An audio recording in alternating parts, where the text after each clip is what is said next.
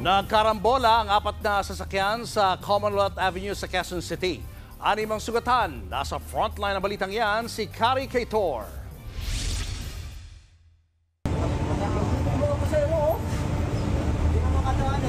Wasak ang harapan, basag ang salamin. Natanggal pa ang plaka ng pampasaherong bus na dahilan ng karambola sa Commonwealth Avenue, Quezon City. Batay sa investigasyon, biyaheng Bulacan ang bus nang mawalan ito ng preno.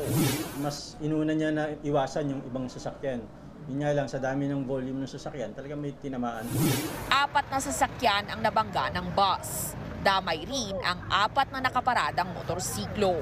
Kwento ng konduktor ng bus. Parang may pumutok sa kaliwa. Kaya sabi sa akin ng driver ko, umakit ako at ipasok ko lahat ng pasahero ko sa loob kasi wala na kaming preno. Hindi sila nasaktan.